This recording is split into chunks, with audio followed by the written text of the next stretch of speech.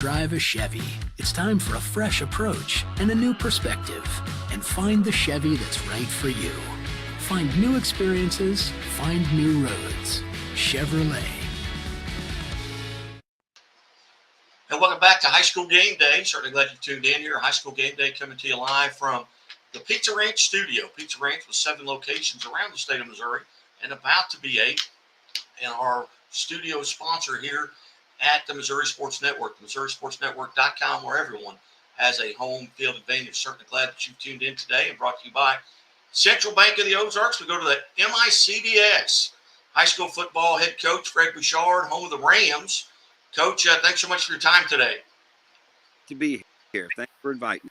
Yes. Coach, 11-1 on the season. You're 30-3 over the past 3 seasons with 2 runner-up finishes in the state of Missouri. Tell us a little bit about your team this year and what you had to replace off of last year's state championship game team. You know what? We really like our group of seniors.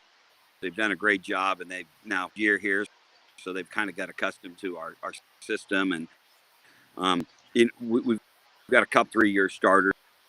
Winston Moore, a super explosive athlete who just Steve Hall, another first-team All-State running back from the last 2 seasons, and another one who's an offensive lineman who started, on our first team here that lost in the state championship against Talia. So, we feel really pretty good about our, we've been Class 4 the past 2 years, but because of the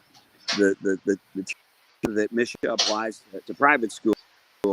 We got bumped up actually to Class 5. We're a Class 3 school, but we're competing at the Class 5 level. And when I saw her, I looked at it and thought, man, that is a pretty daunting district with Eureka West and Ladue and Chaminade and Parkway South. It felt like that was. I'm really pleased that we're sitting in the quarterfinals, having won a district championship against those quality.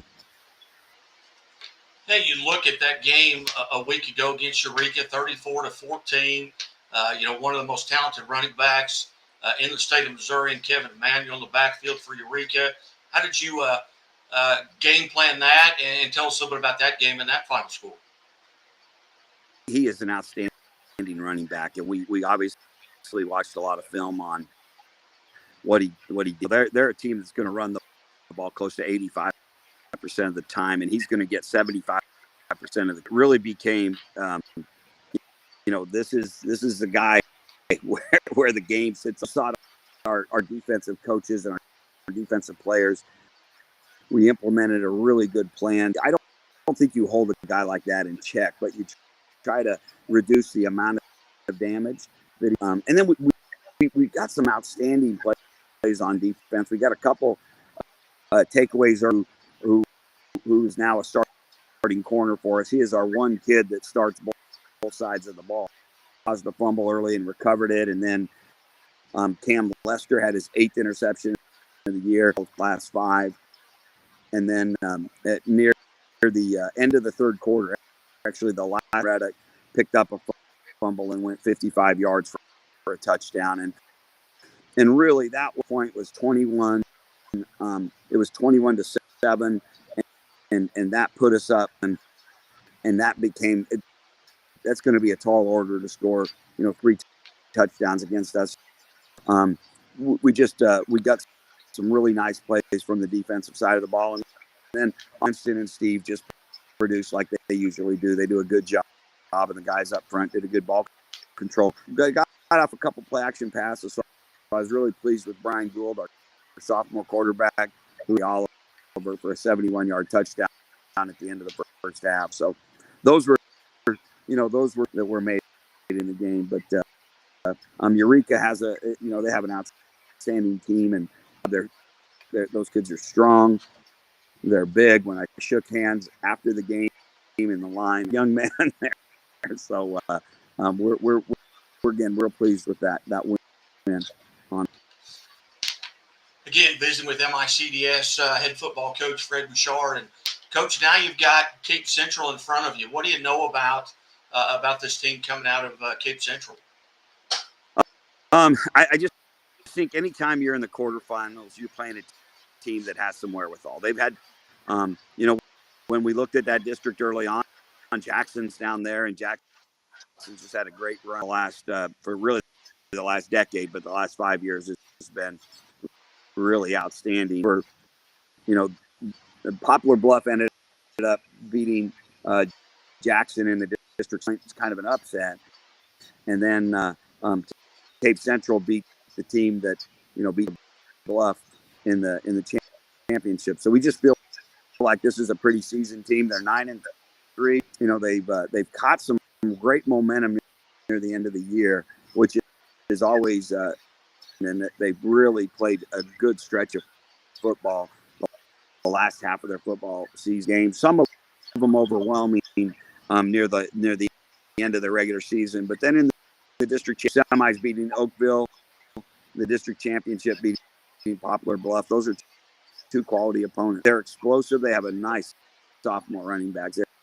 Thomas is really a good football player, and he makes up the majority of their explosive plays. But we think their quarterback is really decisive, both in running and passing the ball. He's a kid who's been, I think, a 3-year starter. So there's some good veteran, whether it's veteran leadership, just and then defensively, they got some guys up front that can really. They're aggressive. They play downhill really well, and it's been something to focus on this week to make sure that if you let a couple of these terribly disruptive, and they're they got a running start on whether it's a running back, and so we really are paying attention to the kind of kids that athletes they've got to the ball that we better mitigate those, or it could be a long night for us Saturday afternoon. So, Coach, is there a team on your schedule? Obviously, it's the first time you've played Cape Central. Is there a team on your schedule over the past couple of seasons that they remind you of? That's a great question, Guy. I would say that there's parallels in some ways with Eureka. I think Kevin Emanuel really he picks up the majority of his yardage between the tackles. The Cape back there, Thomas is going to pick up his yards, pick him up between the tackles, but the damage he can do. He's a state medalist in the 100 meter, and he's only a sophomore, so he's got some pretty good years in front of him. But to run in the ball, and then they can pull up and play action pass, and we saw Eureka quite a bit. So they're a run first football team with the ability to throw. They really got to honor the run, and their other running back is a freshman. Is a really good football player who is a good counter explosive back.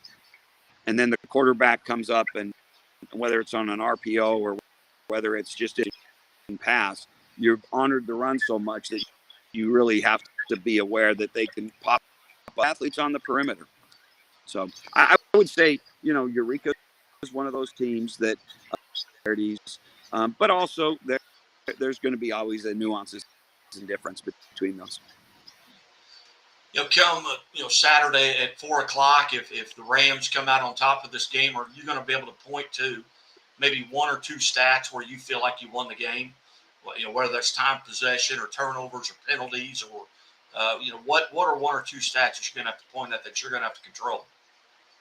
Well, let me give you a coach speak. Turnovers are always going to be a big one. Like ball over, if they turn the ball over, whoever is doing that, it diminishes that. I think we really have to watch penalties. We've broke these in the last few weeks, and ended up scoring some points against the pretty. I can also draw to a handful of plays that we weren't keeping our. We pushed somebody on the back on an unnecessary block, or so we're going to have to. We want to see what the penalties numbers are like, and some. This is the time of year where you get crews from different areas of the state, and some people areas of the state are like, yeah, we're going to let them play unless it's egregious. So, that's a little bit of in what we can control is those kind of, let's move our feet, let's put ourselves in good hands and make sure that we're not, unnecessarily causing that there's a good chance. Outside of turnovers, that would be the area I really hope a vast improvement for the Rams. Very good, Coach. Hey, I really appreciate getting to catch up with you, and it's I very appreciate you being generous with your time. I know this is a very busy week for a lot of folks here in the state of Missouri. You've got football wrapping up, you've got basketball starting, you've got wrestling starting all at the same time. But I just want to say thank you so much for your time. And if you guys fortunate enough to come out on top Saturday, maybe we can give you a text and get you on the line and be a part of the football scoreboard show. Hey, that'd be great, guy. You know what? It's unlike back. We both know the time where you had your first round game in 5 days, round a game in 5 days, and then you had a semifinal round in 5 days. That timers feel like, man, we've got all kinds of time compared to what we used to have. Some time, but it's certainly an energizing time. It's a time where there's around your players. These are things that they've shot for, and they're drawn on reserves. So this time of year, I think, be playing football in mid-November. So thanks for your school football in our state, and keep doing your good work, man. Appreciate it, guy. You bet. Thanks, Coach. Couldn't do it without you. Hey, you're watching the